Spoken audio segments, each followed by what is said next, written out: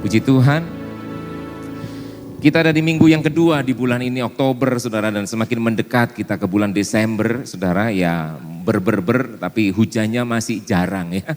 Tapi kita tetap bersuka cita sekalipun galau ya, kadang hujan sebentar, panas lagi dan sebagainya. Tetapi biar itu tidak mengurangi sukacita kita untuk selalu menikmati Tuhan di dalam kehidupan kita. Nah, saudara, dalam tema perjuangan ini, maksudnya tema perjuangan ini bajunya temanya perjuangan semua ya.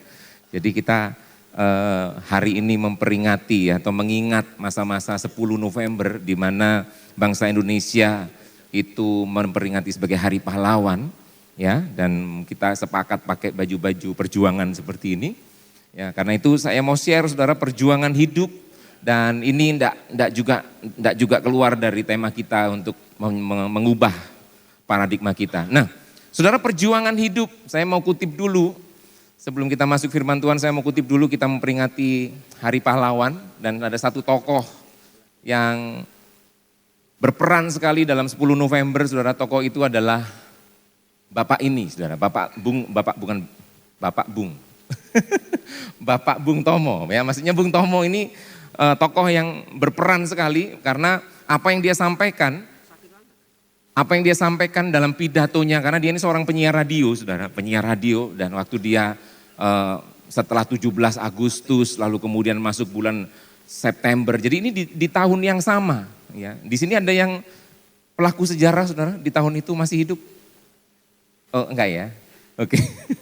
Jadi saudara, memang waktu itu 17 Agustus merdeka Indonesia, karena Jepang sudah pulang ke negaranya dan sebagainya, lalu kemudian September datanglah Inggris, membonceng yang namanya Belanda, nikah ya. Itu mereka bukan menikah, tapi NICA itu ya, nikah. Itu mereka dibonceng sama Inggris karena tentara Inggris kepingin Indonesia dikembalikan ke penjajahan ke penjajahan Belanda.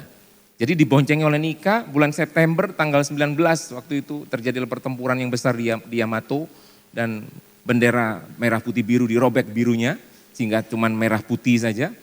Itu September sudah terjadi sampai akhirnya, karena Inggris itu pengen mengembalikan Indonesia ke penjajahan Belanda, wah nggak terima ya. Orang Surabaya nggak terima, saudara ya. Lalu terjadilah ultimatum yang disampaikan Inggris bahwa mereka harus mengembalikan senjata-senjatanya Jepang. Ultimatumnya terakhir harus jam 6 pagi 10 November waktu itu. Nah di pagi hari itulah ini yang namanya Bung Tomo ini langsung dia siaran menyampaikan pidatonya di radio, saudara. Saudara-saudara begitu, suaranya agak kayak Pak Arifin, serak-serak begitu. Saya dengerin rekamannya gitu ya. Dan salah satu yang bagian yang saya kutip di sini, saudara-saudara rakyat Surabaya, siaplah keadaan genting. Seperti bunyi hujan di atas genting. Ini beda, genting yang ini beda ya. Keadaannya genting, kita tunjukkan bahwa kita adalah benar-benar orang merdeka. Lebih baik kita hancur, prinsipnya tetap sama, semboyannya tetap sama, merdeka atau mati. Lalu kita yakin, saudara-saudara, seterusnya Allah selalu berada di pihak yang benar. Percayalah, saudara-saudara, Tuhan akan melindungi kita sekalian merdeka.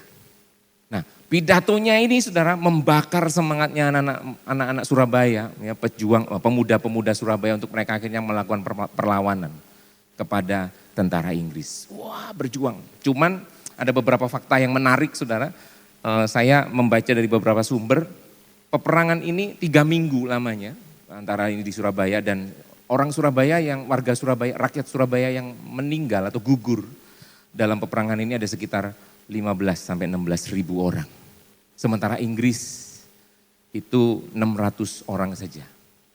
Jadi perbandingan yang begitu besar. Salah satunya adalah, ini Bung Tomo yang cerita dalam salah satu sumber yang ada. Bung Tomo sempat menceritakan dalam peperangan waktu itu, karena kita ini punya granat sebenarnya. Punya granat yang kita ambil dari Jepang. Cuman warga Surabaya ini belum dididik caranya pakai granat. Jadi itu cuman dilempar aja sudah. Granat rasa batu bata. Pung, gitu. Gak meledak, saudara, karena kan kalau granat itu harus ada sesuatu yang ditarik. Klik gitu, baru dilempar akan meledak. Nah, waktu tentara Inggris terima granat dari warga Surabaya, gak meledak karena pemicunya belum ditarik.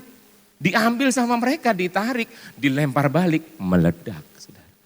Jadi memang ada sebuah kisah seperti itu, tetapi perjuangan Surabaya itu memotivasi masyarakat Surabaya untuk akhirnya bahkan nasional Indonesia untuk akhirnya mereka memperlengkapi diri.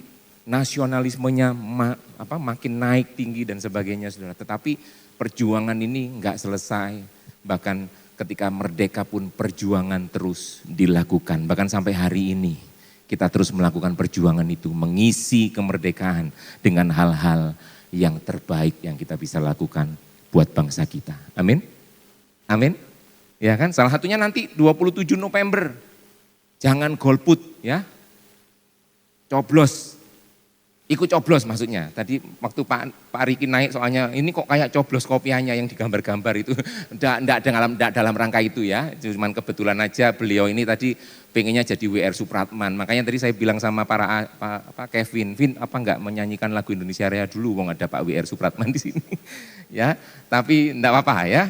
Beliaunya menyampaikan pengumuman di sini. Ya, ayo kita berperan sebagai warga yang baik untuk bangsa kita. Kita lakukan yang terbaik sehingga kemerdekaan yang sudah kita peroleh itu terus kita boleh isi dalam kehidupan kita. Nah, tetapi begini, yang disampaikan oleh Bung Tomo itu menggerakkan rakyat Surabaya untuk mereka, wah enggak terima ini. Mau dikembalikan ke Belanda, wong kok dhisik begitu. Kurang ngerti ki wong Surabaya iki begitu kan. Dan saudara, hal ini yang saya ambil adalah bahwa ketika Petrus, nah dari Bung Tomo saya ke Petrus. Bung Tomo ke Petrus. Hal yang sama terjadi ketika Petrus berkhotbah di dalam ayat bacaan kita bulan ini saudara, di dalam Kisah Para Rasul 2 ayat 41 dan 42. Di sana dibilang begini, orang-orang yang menerima perkataannya siapa? Petrus. Petrus waktu ngapain? Waktu khotbah. Khotbah ketika apa? Ketika dia dipenuhi oleh Roh Kudus. Kisah Para Rasul 2 bagian atas itu hari Pentakosta, di mana Petrus dan seluruh murid-murid 150 orang di loteng dipenuhi oleh Roh Kudus dalam bentuk lidah-lidah api. Ya, kalau lidah kucing tanya Kak Heni, ya itu makanan yang, nah ini Kak Heni suka bikin kue, saudara ya. Kita yang di Komsel diincipi mesti kalau habis bikin kue. Nah, ini bukan lidah kucing, ini lidah-lidah api yang turun karena itu Roh Kudus. Saudara. Roh Kudus turun sampai akhirnya ketika Petrus berkhotbah menyampaikan apa yang Tuhan mau, dan mereka yang mendengar, mereka yang menerima perkataannya, mereka nggak bisa cuma berdiam diri, saudara. Mereka juga tergerak. Seluruh mereka yang mendengar memberi diri dibaptis, menggerakkan diri mereka untuk apa yang harus kami perbuat Pak, beri diri dibaptis. Hari itu bertambah kira-kira jumlah mereka berapa? 3.000 jiwa, saudara. 3.000 jiwa bertambah. Ayat 42, mereka bertekun dalam pengajaran rasul-rasul dan dalam persekutuan dan mereka selalu berkumpul untuk memecahkan roti dan berdoa.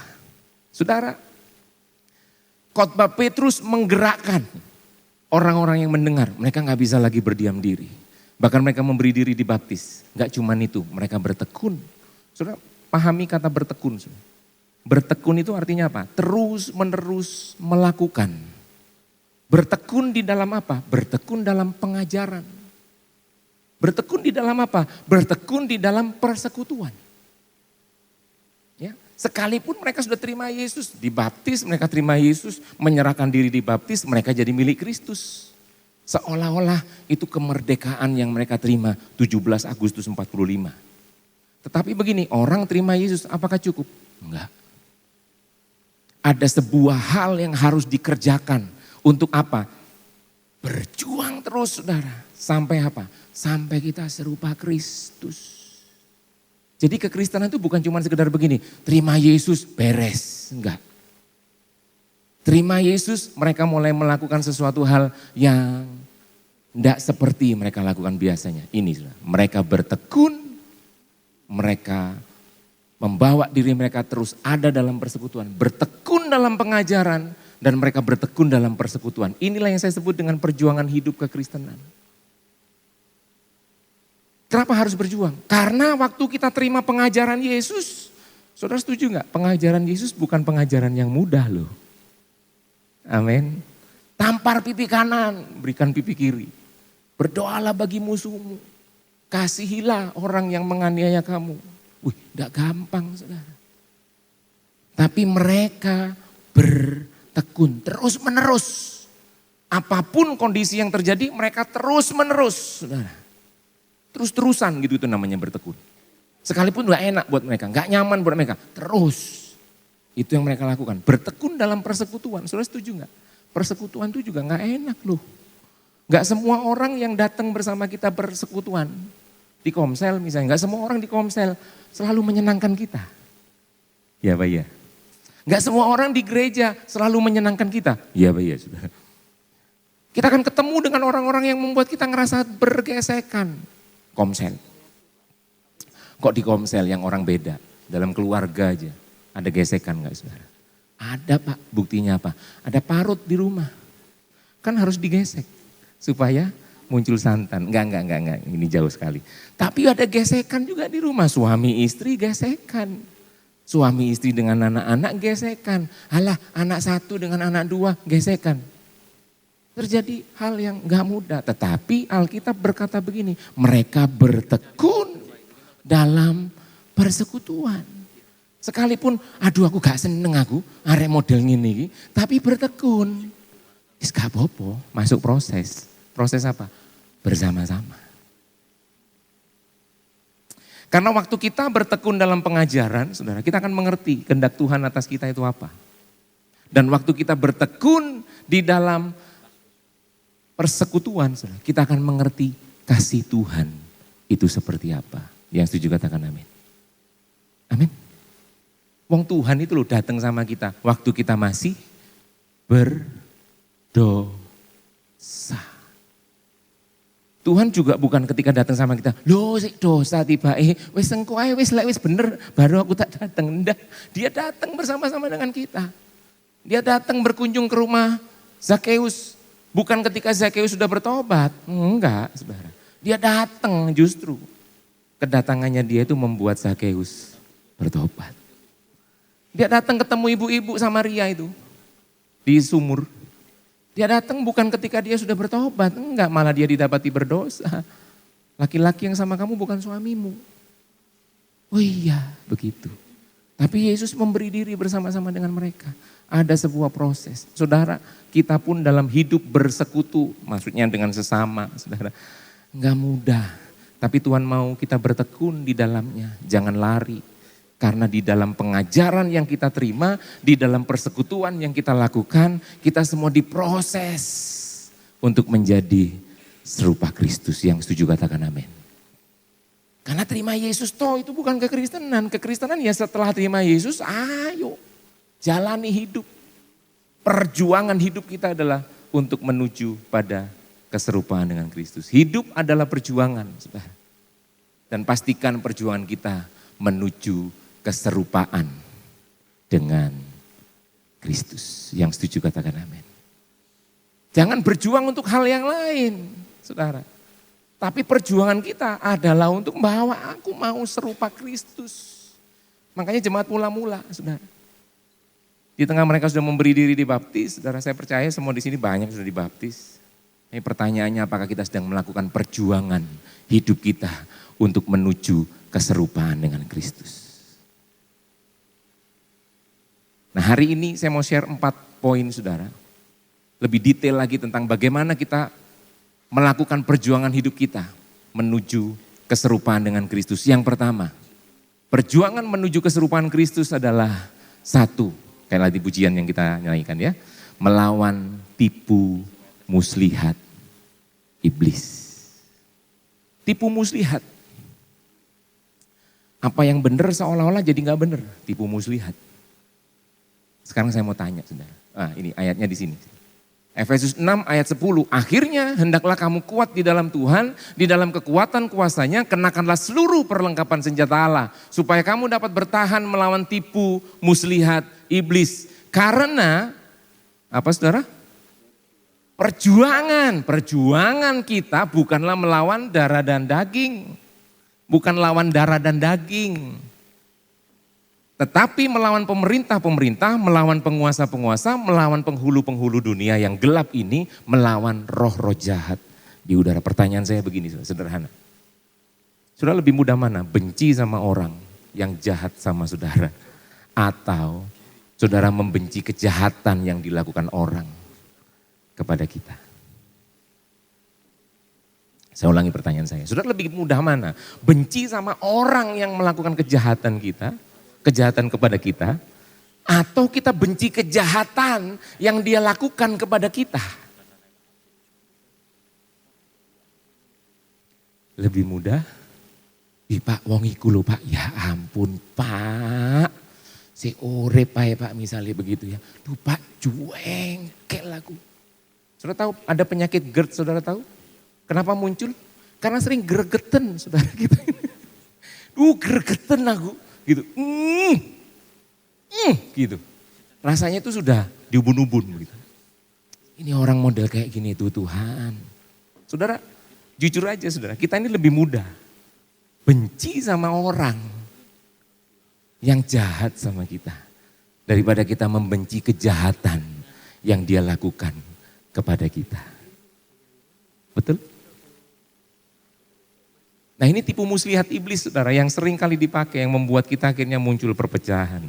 Muncul aku tidak suka dengan ini, muncul like dislike, muncul macam-macam saudara. Makanya sebenarnya begini, waktu orang jahat sama kita, sekali lagi, waktu orang melakukan yang jahat sama kita, entah apapun, fitnahkah, hal-hal burukkah, menganiaya kita kah gitu ya. Harusnya begini, waktu kita menerima itu, kita itu seperti diingatkan bahwa begini, oh aku tidak boleh melakukan itu kepada orang lain. Bukan, jahat ya, loan ya, titenono besok gede dadi apa misalnya begitu, bukan saudara. Tapi kita diingatkan bahwa oh aku tidak boleh melakukan kejahatan. Jadi kita benci jahatnya, kejahatannya, bukan benci orangnya, saudara. Makanya Yesus bilang begini, saudara. Di dalam, saya coba lihat ayatnya. Saudara, Yesus bilang begini, pembalasan itu bukan hakmu. Pembalasan itu adalah apa? Hakku, kata Tuhan. Amin. Di dalam Roma, ya. Oh, saya nggak catat alamatnya, maaf. Jadi ada ayat yang bilang begini, pembalasan itu haknya Tuhan, bukan haknya kita. Setuju? Pembalasan. Makanya kita tidak boleh balas, bagian kita adalah mengasihi. Bukan benci sama orangnya, tetapi kita tahu bahwa kejahatan itu jangan sampai kita lakukan. Kalau kita balas orang jahat sama kita, saudara, apa bedanya kita dengan orang jahat? Betul? Nah, ini tipu muslihat iblis. Banyak kita begitu benci dengan orang-orang, benci aku. Misalnya begitu. Yesus juga pernah berkata begini, kasihilah, ini Matius 5. Ya, kasihilah musuhmu, berdoalah bagi orang yang menganiaya kamu. Karena Yesus nggak mau kita benci orangnya, enggak. Yesus benci dosa. Tapi Yesus nggak benci orang berdosa. Setuju? Ya kan? Nah saudara, hati-hati kita kena tipu muslihat iblis ini saudara. Ada 3 prinsip yang saya mengutip dari Pak Rubin Adi Abraham. Ya, beliau menyampaikan satu kali. Ada 3 prinsip yang sering kali orang lakukan. Yang pertama itu prinsipnya iblis. Prinsipnya iblis bilang begini, membalas yang baik atau jahat itu selalu dengan yang jahat. Mau baik, mau jahat, pokoknya kita harus jahat. Pokoknya orang harus menderita, orang pokoknya harus merasakan penderitaan. Kalau macam-macam sama aku kelihatan ya. Nah itu prinsipnya iblis. Prinsipnya manusia itu wajar. Kalau orang baik sama saya akan baik. Kamu kok baik sama itu? Kok Robert itu kok baik sama Kuroyo? Soalnya Kuroyo juga baik sama Robert. Ini prinsip manusia. Tapi orang akan jahat ketika ada orang yang jahat sama dia. Ini prinsip manusia. Tapi prinsip kasih kebenaran Kristus adalah orang mau jahat, mau baik sama kita. Saudara setuju enggak?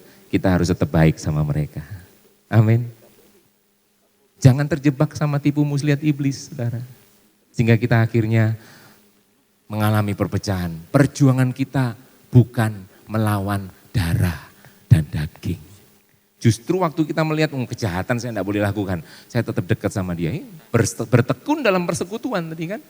Tetap bersama-sama dengan orang-orang yang jahat sama kita. Itu akan memproses kita menuju keserupaan dengan Kristus. Amin. Saya lanjutkan. Poin yang kedua, saudara. Perjuangan menuju keserupaan dengan Kristus adalah yang kedua, Kristus harus semakin besar dan aku harus semakin kecil. Terjemahan yang lain berkata, Yesus harus semakin penting dalam hidup kita. Sementara aku harus semakin tidak penting. Hati-hati saudara. Segala hal yang kita kerjakan, keberhasilan, gara-gara aku. Pelayanan, aku bukan. Semuanya adalah tentang Kristus. Bahkan ketika orang menginjili orang bertobat. Banyak orang, karena aku yang injili, bukan. Karena Kristus yang menjamah hidupnya. Amin. Jadi yang penting Kristus diberitakan. Kristus, Paulus menanam, Apolos menyiram. Siapa yang kasih pertumbuhan? Kristus. Segala sesuatunya tentang Kristus, saudara. Semua kehidupan kita. Keluarga nih, jadi keluarga ini tuh kok enak ya. Kalau lihat keluarganya Pak Andrian sama Bu Lili sampai Pak Daniel. Saya selalu ingat guyonannya Pak Daniel itu ya. Pak Daniel itu Pak Andrian itu lebih kayak Nu. Karena sak besan-besannya diajak. Nu kan besannya tidak diajak ya. Pak Andrian itu sak besannya diajak. Gitu, diajak ibadah di sini. Iya kan. Jadi saudara, kalau lihat keluarga, kok enak ya kok. Aduh seneng gitu ngelihat keluarganya. Jangan sampai orang berkata, karena akunya itu harus makin kecil. Siapa yang harus makin besar? Kristus. Pelayanan bukan tentang aku, bukan tentang saya, no. Tapi tentang Kristus yang dinyatakan. Amin. Ada 2 ayat saudara yang mendukung poin yang ini. Yohanes 3 ayat 30, ia harus semakin besar. Tetapi aku harus semakin kecil. Yang kedua Galatia 2 ayat 20 bagian A, di sana dikatakan, namun aku hidup, tetapi bukan lagi aku sendiri yang hidup, melainkan Kristus yang hidup di dalam aku. Jadi dalam semua apa yang kita lakukan, saudara, Kristus yang hidup di dalam kita. Sehingga di dalam semua yang kita lakukan, mari buat orang-orang di luar sana melihat Kristus yang hidup di dalam kita. Segala sesuatu bukan tentang kita. Segala sesuatu adalah tentang Tuhan. Amin. Kegagalan sekalipun, aku kok gagal ya.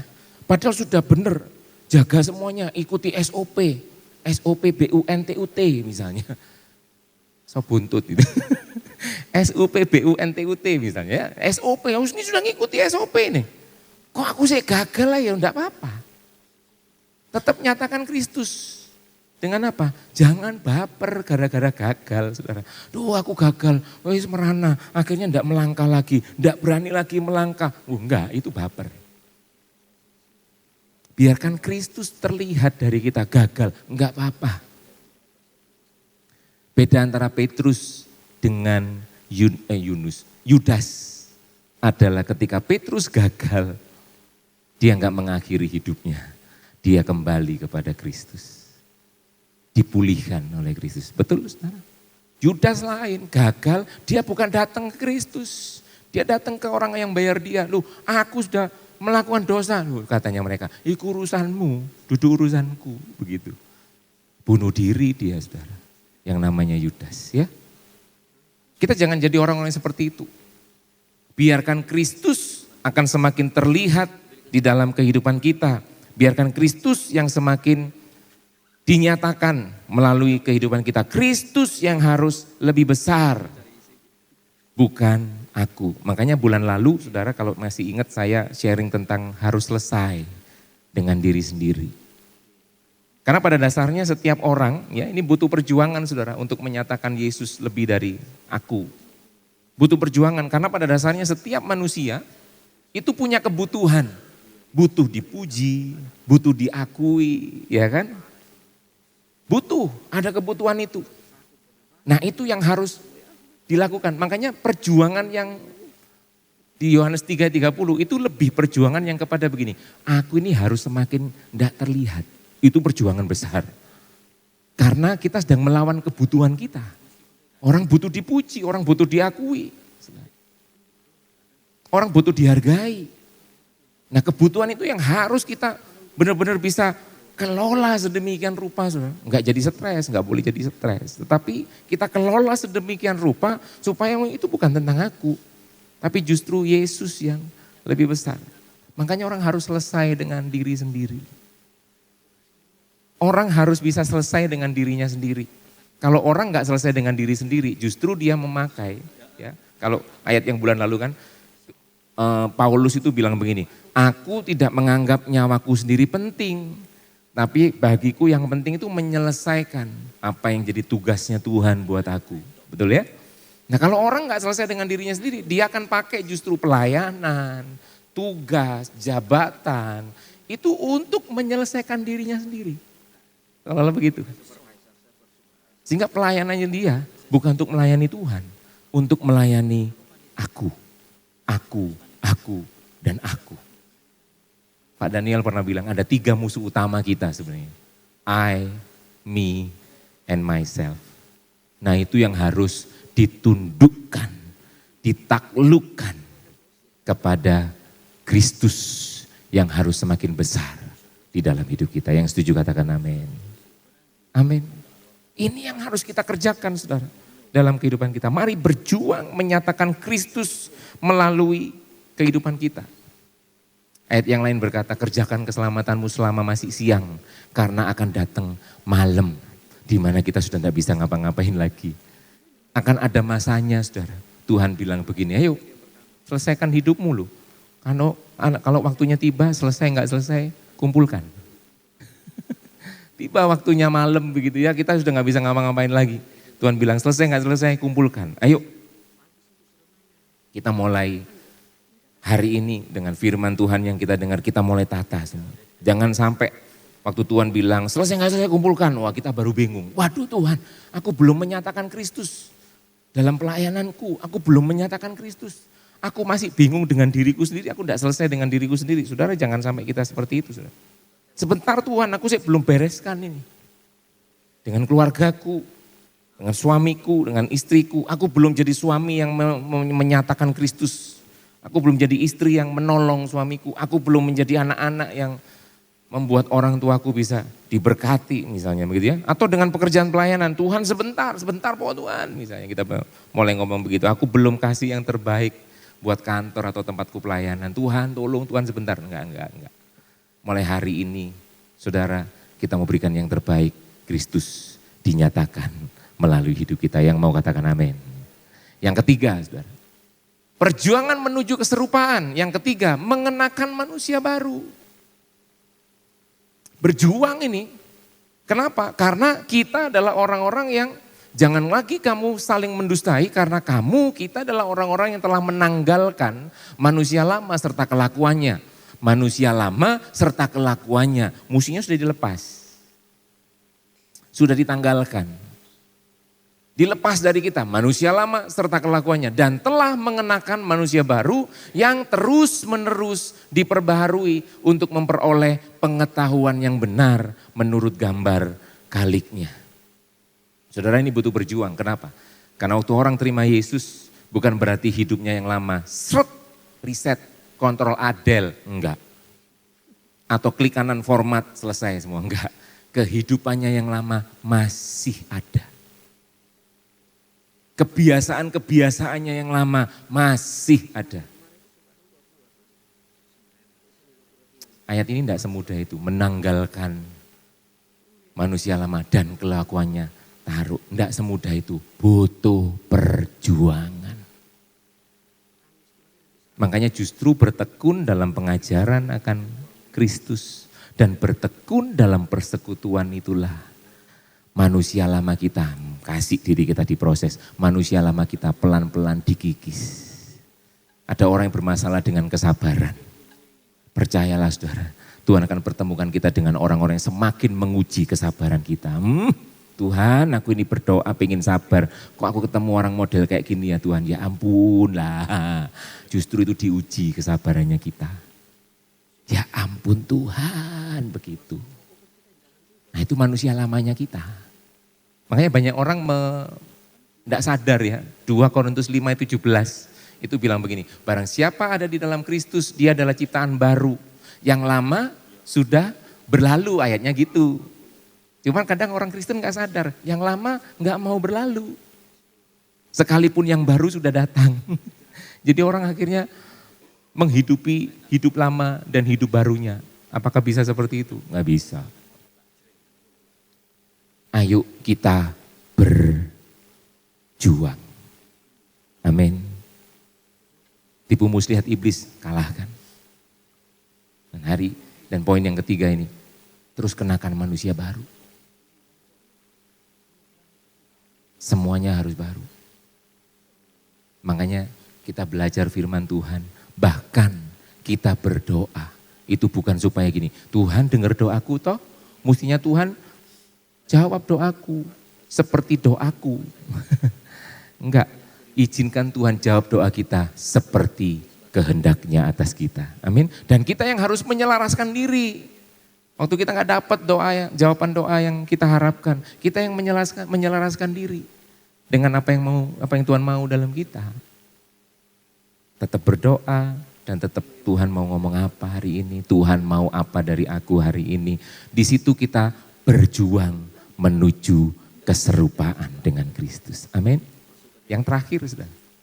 Yang terakhir, perjuangan menuju keserupaan adalah hidup mengasihi. Nah, saudara, saya agak panjang sedikit di sini. Jawab Yesus, saudara, kepadanya, kasihlah Tuhan Allahmu. Ini hukum kasih. Hukum yang dibawa oleh Yesus menyempurnakan atau menggenapi hukum Taurat. Kita sekarang ada dalam hukum kasih, di mana semuanya itu ada di dalam dua hal ini. Kasihlah sesamamu, kasihlah Tuhan Allahmu dengan apa? Segenap hati, dengan apa? Segenap jiwamu dan segenap akal budimu. Itulah hukum yang terutama dan yang pertama. Dan hukum yang kedua yang sama dengan itu ialah kasihlah sesamamu manusia. Nah, saudara, dalam ayat ini ada 3 level orang mengasihi. Mengasihi bisa segenap akal budi. Kalau ini saudara lihat di Alkitab, ini mengutip dari Ulangan. Saudara. Di dalam Ulangan itu lebih jelas kita bisa lihat segenap hatimu, segenap jiwamu dan segenap kekuatanmu. Segenap akal budimu.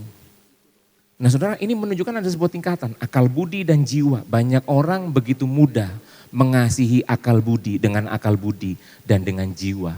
Tapi banyak orang gak sadar, dia gak mengasihi segenap hati. Saya mau kasih contoh. Saya ngomong sama anak saya ketika anak saya mulai pelayanan di Roket. Saya bilang, waktu kamu mulai pelayanan, kita dengan mudah harus datang jam 3 untuk latihan. Oke, secara tubuh, secara kekuatan, akal budi, dan jiwa saudara, dia memberangkatkan dirinya jam 3. Datang lebih awal. Semua yang pelayanan di sini juga gitu ya, datang lebih awal. Saya sharing, saya mesti prepare.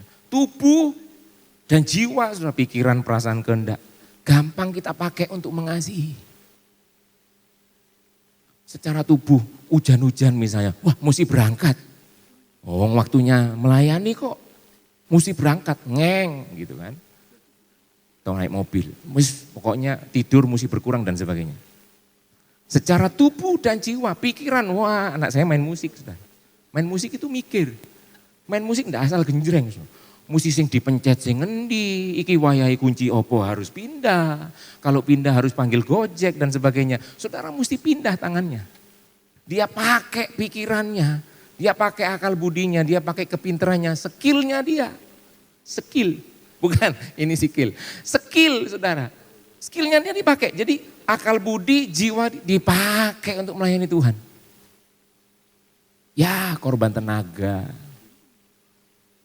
Korban tubuh lebih capek misalnya. Pikiran apalagi kalau lagunya sulit ya. Wah saya kalau membantu yang di umum itu dapat link lagu. Ngrungokno iki mlebu nang endi saya kalau main keyboard tak golekin di mana. Saudara menguras tenaga, menguras pikiran. Tapi saudara ada tingkat yang paling tinggi yang itu enggak boleh. Justru ini yang menentukan apakah kita sungguh-sungguh mengasihi Tuhan atau tidak. Segenap hati. Amin. Jadi Jadi enggak karena terpaksa, enggak karena tersiksa. Segenap hati dengan sukacita. Sukacita lebih bagus dipakai daripada sukarela. Karena sukarela itu kalau saya rela saya suka. Kalau enggak rela. Enggak. Dengan sukacita melakukan itu. Semangat. Kondisi apapun sekitar enggak mempengaruhi. Karena saya segenap hati. Amin. Itu kenapa ketika Yesus ngomong sama Petrus, saudara, Pet, apakah kamu mengasihi aku, Pet? Petrus bilang apa? Aku mengasihi kamu, Tuhan. Lalu yang kedua ditanya lagi, Pet, apakah kamu mengasihi aku, Pet? Petrus jawab lagi, Tuhan, aku mengasihimu. Engkau tahu aku mengasihimu. Saudara perhatikan ketika Yesus nanya yang ketiga. Pet, apakah kamu mengasihi aku, Pet? Ada kalimat yang berkata begini, maka sedih hatinya Petrus. Bahasa Surabayane, madeg, saudara. Tersentuh hatinya. Karena ternyata Petrus masih, saudara kalau lihat bahasa aslinya, pertanyaannya itu bukan kasih yang sama, saudara. Pet, apakah kamu agape, Pet? Petrus jawabnya, aku phileo, Tuhan. Pet, kamu agape enggak, Pet? Aku phileo, Tuhan. Agape itu kasih Kristus kepada kita. Yang itu tanpa syarat. Yang itu menerima kita apa adanya. Amin. Nah kasih filio itu menerima ada apanya. Lek kamu baik, baik. Kasih persaudaraan. Kasih wajar. Tadi itu manusia baik, baik. Lek enggak, engkau sih gitu. Filio, kasih persaudaraan. Tapi kasih yang sempurna. Agape. Petrus dia sadar aku cuma bisa fileo sama Tuhan. Nah saudara perhatikan pesannya Yesus kepada Petrus. Dan saya berdoa itu semua membuat kita terlibat di dalamnya. Yesus bilang begini, gembalakanlah. Siapa? Dombaku. Saudara pahami ayat itu begini. Untuk Petrus dari kasih yang cuman fileo. Yesus berpesan, kasihi dengan agape dong, kasih yang sempurna. Cuman Yesus berpesan, supaya fileo ini bisa naik ke agape, saudara. Yesus bilang, gembalakanlah domba-dombaku. Artinya begini, kamu harus masuk dalam kawanan domba-domba. Saudara bisa nangkep gak? Bahwa ini nada seirama dengan ayat yang di depan, bertekun dalam persekutuan, saudara. Bertekun dalam pengajaran. Masuk dalam gembalakanlah domba-domba. Hiduplah bersama-sama. Disitulah kita digesek, iya. Kita ngerasa gak enak, iya. Kita ngerasain konflik, betul. Tapi di situ kita diproses. Dari fileo, kita bisa punya kasih yang namanya agape. Suami istri, istriku ini Pak. Mengasihi. Loh itu agape. Bahkan Yesus datang kepada kita waktu kita masih berdosa. Sudah bisa paham maksud saya? Itu loh yang namanya mengasihi dengan segenap hati. Enggak ada baper, enggak ada lemper, enggak ada per yang lain saudara. Enggak. Nah itu yang kita terus belajar. Berjuang, butuh berjuang, betul berjuang saudara. Itu perjuangan kita, itu yang harus kita perjuangkan dalam hidup. Sehingga harusnya keluarga harmonis. Sehingga harusnya persekutuan kita jalan baik, sekalipun di dalamnya ada gesekan. It's okay. Memang disitulah kita belajar. Tidak cuma mengasihi Tuhan segenap kekuatan, segenap akal budi. Tidak cuma mengasihi Tuhan segenap jiwa kita. Tapi kita mengasihi Tuhan segenap hati. Amin. Hati. Makanya kita ketemu dengan orang model apapun, it's okay. Dia yang harus berubah Pak, belum. Dia berubah itu urusannya Tuhan. Bagian kita adalah saya yang harus berubah. Amin. segenap hati kita mengasihi Tuhan. Sampai di sini bisa ngikuti saya, katakan amin saudara. Ini yang harus kita perjuangkan.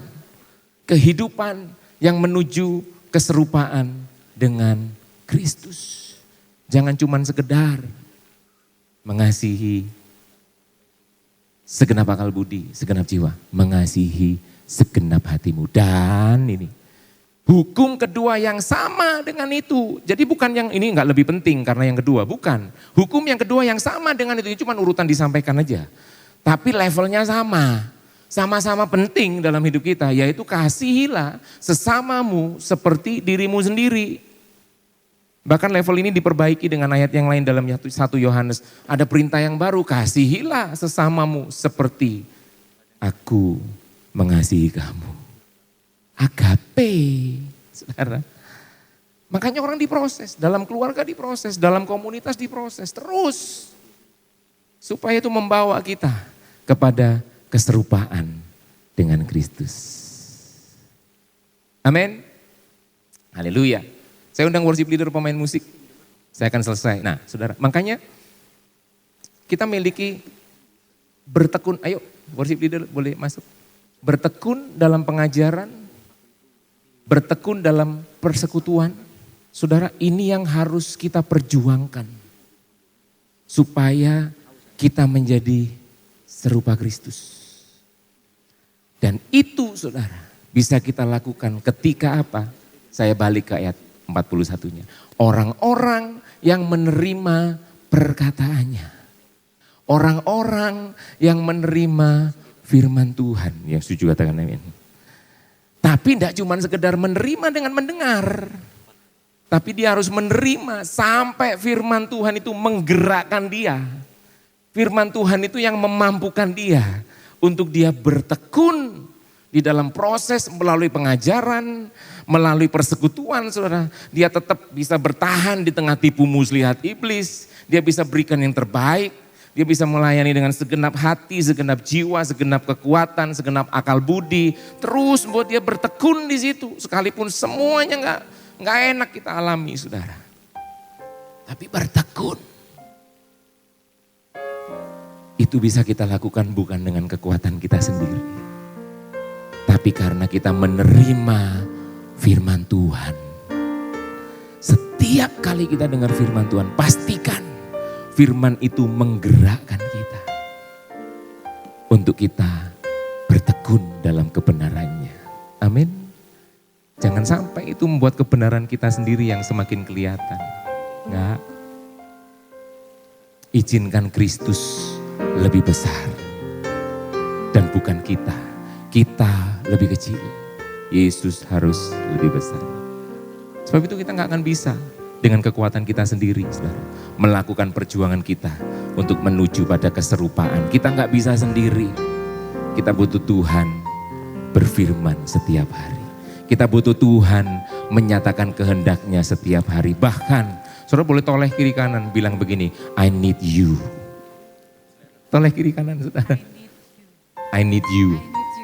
I need you. You. Saudara, kita saling butuh satu dengan yang lain. Untuk apa? Kita menuju keserupaan dengan Kristus. Yang setuju katakan amin. Yuk bangkit berdiri bersama-sama.